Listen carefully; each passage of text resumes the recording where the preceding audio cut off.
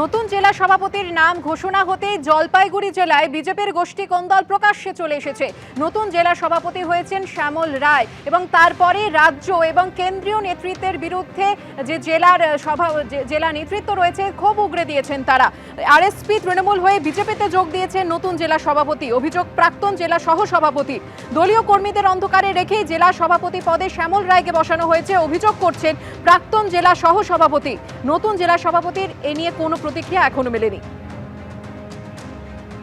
নতুন জেলা সভাপতির নাম ঘোষণা হতেই জলপাইগুড়ি জেলায় প্রকাশ্যে চলে এসেছে বিজেপির কোন্দল। রাজ্য এবং কেন্দ্রীয় নেতৃত্বের বিরুদ্ধে তোপ দেখেছে জেলা বিজেপির বিক্ষুব্ধ গোষ্ঠী। নতুন জেলা সভাপতি হয়েছেন শ্যামল রায়। আরএসপি তৃণমূল হয়ে বিজেপিতে যোগ দিয়েছেন নতুন জেলা সভাপতি। অভিযোগ ছুঁড়ে দিয়েছেন প্রাক্তন জেলা সহ সভাপতি।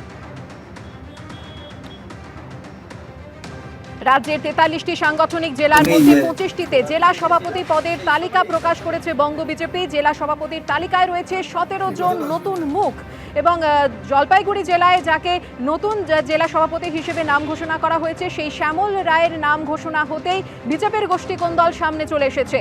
রাজ্য এবং কেন্দ্রীয় নেতৃত্বের বিরুদ্ধে তোপ দেখেছে জেলা বিজেপির বিক্ষুব্ধ গোষ্ঠী। রাজা চট্টোপাধ্যায় আমাদের প্রতিনিধি এই মুহূর্তে রয়েছেন আমাদের সঙ্গে টেলিফোনে। রাজা, হ্যাঁ দেখো, গতকাল যখন এই নবনির্বাচিত বিজেপির যে সভাপতি ঘোষণা হয়েছে তারপরেই কিন্তু বিক্ষুব্ধ যে গোষ্ঠী রয়েছে অলোক চক্রবর্তী, যার পরিচয় হচ্ছে ইনি কিন্তু প্রাক্তন জেলার সহ সভাপতি ছিলেন। তিনি পরিষ্কার জানান যে যেই ক্যান্ডিডেটকে তারা সভাপতি করেছে সেই নিয়ে কোনো বিতর্ক নেই, কিন্তু এদেরকে না জানিয়েই এদেরকে অন্ধকারে রেখে কিন্তু এই প্রার্থী ঘোষণা হয়েছে এবং এদের পরিষ্কার বক্তব্য যে এই প্রার্থীকে আমরা মানছি না এবং যারা করেছে তাদের বিরুদ্ধে কিন্তু সুর চড়া হয়েছে এরা। এবং তারা হুঙ্কার দিয়েছেন জেলা নেতৃত্ব, রাজ্য নেতৃত্ব এবং কেন্দ্র নেতৃত্ব যে দলকে বাঁচাতে হবে। আমরা প্রথম দিন থেকে এই দল করি, কিন্তু আমরা বসে রয়েছি, কোনো রকম নির্বাচনী কার্যালয়ে আমরা যাই না এবং এমনকি গত যে নির্বাচন গিয়েছে সেই নির্বাচনে আমরা অংশগ্রহণ করিনি। এই অবস্থায় আমাদেরকে না ডেকেই অন্ধকারে ডেকে এই সভাপতি ঘোষণা হয়েছে, এটা কোনোভাবেই আমরা মানতে পারছি না। আগামী রবিবার তারা জেলা কার্যালয়ে ঢুকবে এবং আগামী যে আন্দোলন সেই আন্দোলন কি হবে তার রূপরেখা এখন তারা তৈরি করবে এবং তারা পরিষ্কার হুঙ্কার দিয়েছে দলকে তারা বিক্রি হতে দেবে না এবং রাজপাঠার করার জন্য কিন্তু এই দল আমরা করি না, আমরা কিন্তু মানুষের জন্য কাজ করি।